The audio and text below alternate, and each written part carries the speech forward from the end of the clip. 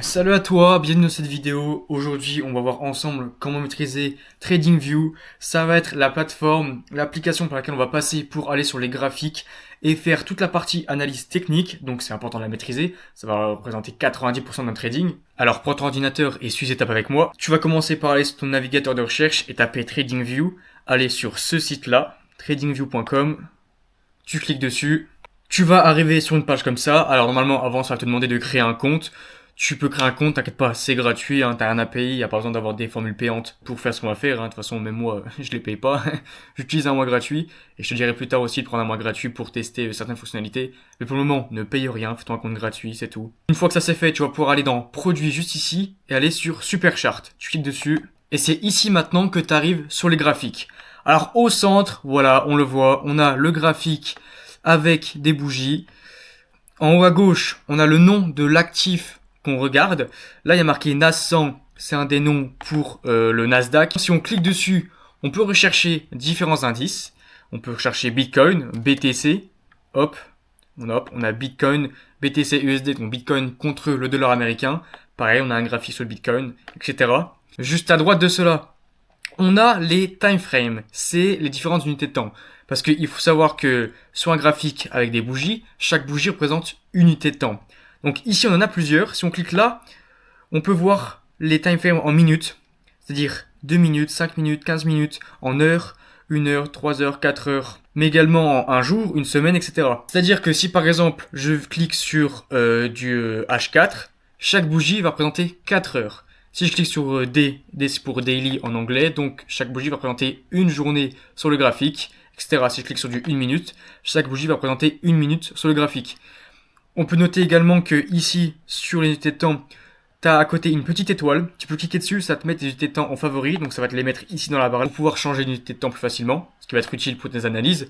Donc ce que je conseille de prendre comme unité de temps vraiment principale, ça va être celle-ci, la 1 minute, donc M1, M3, M5, la M15, la H1, la H4, et enfin la 1 jour, 1 semaine, 1 mois. Donc voilà, c'est les unités de temps principales. Ensuite, juste à droite, qu'est-ce qu'on a ici? On a du coup les différentes bougies. On peut les afficher de différentes manières avec des barres, avec des bougies creuses, ou alors juste avec une droite.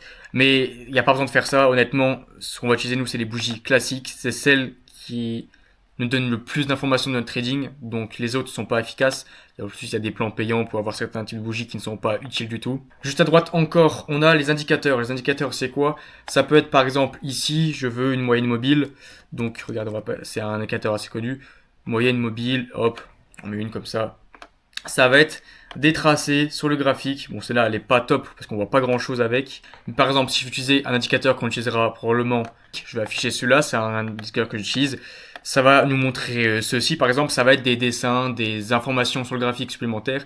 Alors, faut savoir que il y a énormément d'indicateurs qui existent. Il y a pour différentes stratégies de trading, il existe plein d'indicateurs, mais nous, on va franchement en utiliser très peu. Juste certains indicateurs qui vont juste nous aider à faire des dessins sur le graphique, pas qui vont utiliser des dérivés du prix pour nous donner des informations sur autre chose. C'est pas du tout ce qui va être majorité dans nos stratégies, absolument pas. On n'est pas des traders indicateurs, absolument pas. On va trader le prix, la bougie, comment le marché va réagir à tel endroit. Ça va être toute la base de notre trading. Donc c'est pour ça qu'il n'y a pas besoin de trop s'en faire sur les indicateurs. Je vous donnerai de toute façon les indicateurs qui vont être utiles à rajouter pour simplifier, voilà, pour pas avoir à tout faire soi-même. Mais pour le moment, honnêtement, on s'en fout. Ensuite, encore à droite, on a un petit symbole pour mettre des alertes. Alors c'est, tu cliques dessus, tout simplement, ça te met une alerte à un certain niveau de prix. Comme ça, hop, je crée une alerte ici. Regardez, hop, et je peux la déplacer. Ce qui signifie que quand le prix atteindra cette zone, je recevrai une alerte. Alors sur mon téléphone, par exemple ici, je vais en recevoir sur mon téléphone parce que du coup j'ai connecté TradingView sur mon tel aussi. Ben, on peut télécharger l'application, elle est sur le Play Store, l'App Store. Mais là, je montre l'analyse sur ordinateur parce que c'est plus simple, l'interface est plus compréhensible. Mais du coup, on peut mettre des alertes. On peut également juste faire clic droit sur le graphique. Alors, ça va nous donner plusieurs informations. Hop. Si on fait clic droit ici, on peut ajouter une alerte manuellement. Hop, on met une alerte et ça nous donnera une alerte à l'endroit où on a fait le clic droit du coup. Ensuite, à droite, on a le replay. Le replay, ça va nous servir à quoi? Ça va nous servir à remonter tout le temps dans le graphique. Alors, pour utiliser le replay, il faut utiliser une formule payante. Donc au début, vous n'aurez pas accès, mais c'est pas un souci parce que pour le moment, vous n'avez pas besoin de replay.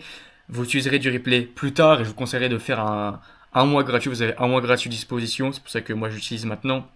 Et ensuite, après, vous pourrez payer si vous voulez, mais pour le début, n'utilisez pas ça, c'est juste que ça sert à revenir dans le temps dans le graphique pour voir comment le marché va réagir, et au final ça va nous servir d'entraînement, mais ça on verra ça plus tard ensemble, donc pas besoin de se soucier de ça pour le moment. Maintenant, si vous faites aussi un clic droit sur le graphique, en bas vous avez configuration, ça va vous permettre de paramétrer votre graphique. Donc ici par exemple, changer les couleurs des bougies, hein, les mettre d'une certaine couleur, etc.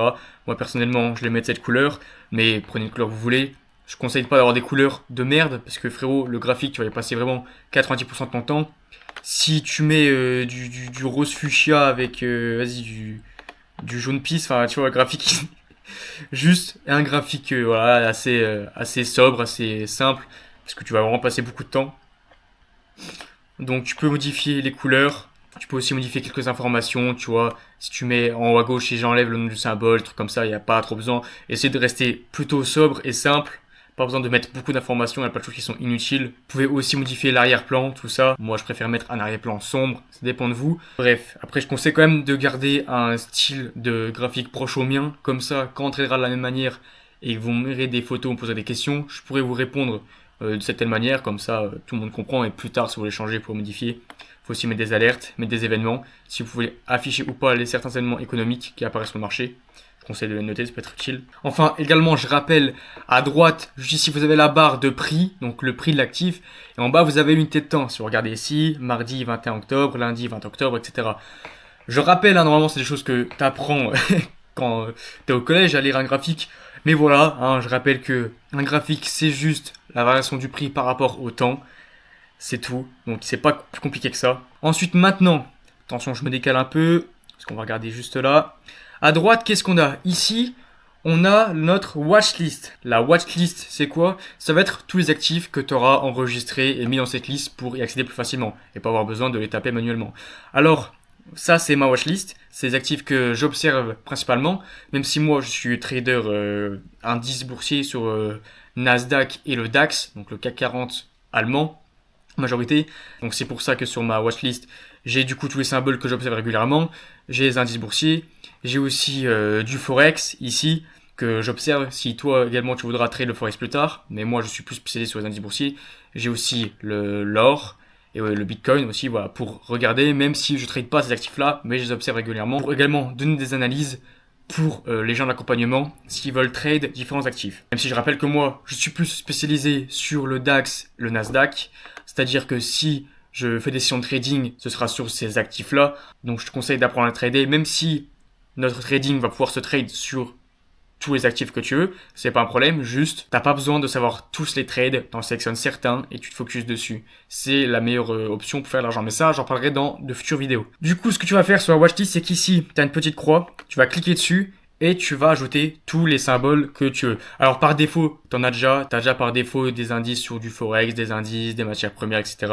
Personnellement, tu peux les retirer, je te conseille de prendre vraiment les plus utiles.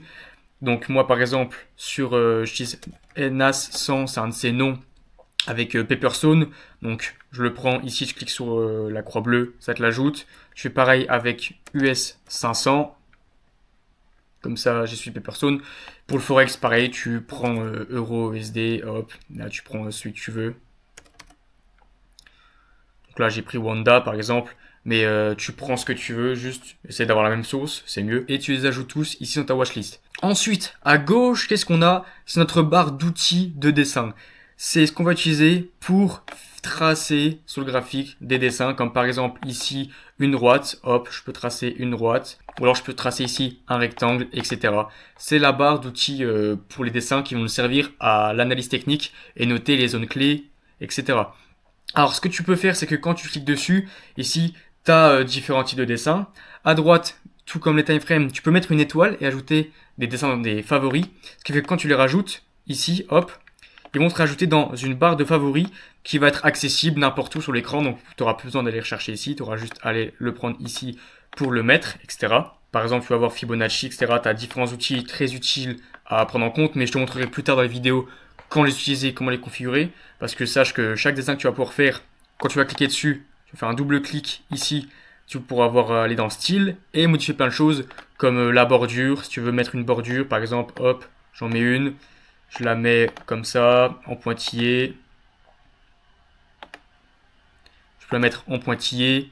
Modifier la ligne centrale, je vais mettre du jaune. Modifier l'arrière-plan, hop, le mettre en rouge, bref, tu peux tout modifier. Comme ça, quand tu le reprendras une prochaine fois, il sera déjà modifié. Et également, ce que tu peux faire, c'est que quand tu cliques ici, tu as une barre d'options pour ton dessin. Tu cliques sur espace de travail. Et là, tu peux appuyer sur sauvegarder le modèle de dessin sous et le renommer comme tu veux. Donc, tu vas le renommer moche parce que c'est super moche ce que j'ai fait. Et voilà, comme ça, maintenant, même si je modifie le truc, là, je change les couleurs et tout, et ben, j'aurai juste à cliquer dessus, sélectionner moche et il redeviendra comme avant. Bref, ça permet de faire des dessins plus rapidement et avoir des presets sauvegardés, ce qui peut être utile. Bon, je vais enlever ce truc de moche là, je vais pas avoir ça dans mes dessins. Également, ce que tu peux faire ici, c'est que à droite, tu as les outils pour modifier un petit peu, l'épaisseur, etc. Tu peux également verrouiller le dessin, ici avec ce petit symbole, ce qui fait que tu pourras plus le bouger maintenant, désormais, il se restera figé sur l'écran, donc tu ne risqueras pas de le déplacer par inadvertance, jusqu'à que tu le déverrouilles, ici où tu pourras le redéplacer. Et également, ce qui fait que si tu fais plusieurs dessins sur le graphique, hop, etc. Si tu fais un clic droit et que tout en bas tu vas dans supprimer 4 dessins pour supprimer les dessins, tu pourras tout supprimer sauf celui que tu as verrouillé pour le garder plus tard. Après tu recliques dessus et tu peux le supprimer ici. Et tu peux aussi faire ça ici, tu as un petit cadenas juste là, ça va faire que si tu appuies dessus, ça va verrouiller tes dessins, donc le même principe, sauf que là ça va verrouiller tous les dessins. Tous les dessins seront verrouillés, tu pourras plus les modifier jusqu'à que tu recliques dessus pour les retirer. Également ici, tu as une sorte d'aimant. Ça fait que normalement, quand tu fais un dessin, voilà, tu traces un dessin comme tu veux, etc. Si tu cliques sur cet aimant, ça va coller ton dessin au graphique, aux bougies. Par exemple, ici, j'ai un aimant, on voit que mon curseur, il veut se coller. Il se colle au graphique. Alors, je ne suis pas dessus. Ça veut dire que mon dessin va s'attacher au bout de la bougie la plus proche. Et du coup, ça veut dire qu'il sera collé.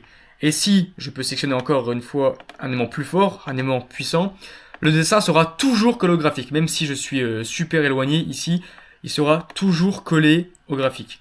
Donc pas besoin d'avoir un aimant si fort, tu peux prendre un aimant faible, pas besoin. Ensuite encore d'autres outils, si tu cliques dessus, tu peux tracer des dessins en continu, hop, tu feras tout le temps des dessins, plus besoin d'aller chercher l'outil. Si tu cliques sur l'œil, tu peux justement cacher des dessins ou des indicateurs. Si je raffiche l'indicateur ici, je clique sur l'œil, je supprime tout, ou alors je peux supprimer que les dessins, ou alors supprimer que l'indicateur, etc. Ça permet d'épurer le graphique. Et tout en bas, on a du coup la barre des favoris que tu peux activer ou désactiver pour avoir ta barre de dessin. Donc ça du coup, c'est tous les outils que tu apprendras à maîtriser au fur et à mesure. Dans les vidéos, je te montrerai comment les noter, qu'est-ce que utiliser, comment les paramétrer. Pour le moment, c'est juste une introduction à TradingView pour le comprendre. Alors maintenant, pour finir, attendez, il faut que je me décale encore un peu. Juste en haut, encore, on a ce symbole là, ce petit appareil photo. Ça nous permet de faire une capture d'écran. Simplement, quand tu vas avoir un graphique et que tu vas faire voilà, des dessins, des choses, ici, tu pourras faire une capture d'écran de ton analyse avec ton trade. Si tu prends un trade ici, par exemple, hop, pour aller là. Bref, tout ça. Si tu vas en haut à droite, à côté de l'appareil photo, tu cliques dessus, tu vas pouvoir télécharger l'image ou la copier et tu pourras la mettre dans ton journal de trading dans lequel tu vas répertorier tous tes trades, etc. pour prendre des notes, me les envoyer pour que je puisse te donner des conseils et juste apprendre de tes erreurs si t'en fais. Parce que t'en feras au début forcément, donc c'est important de noter tous ces trades. Du coup là c'est très important de prendre ça, je te montrerai plus tard comment faire un journal de trading bien. Et pour le moment, tu sais que tu as cette option-là et que tu devras l'utiliser. Du coup, voilà, c'était une introduction à l'outil qui est TradingView. Prends le temps de faire tes modifs, etc. Et si tu as des questions, envoie un message. Je te répondrai le plus vite possible. Et sinon, après, tu vas pouvoir passer à la suite.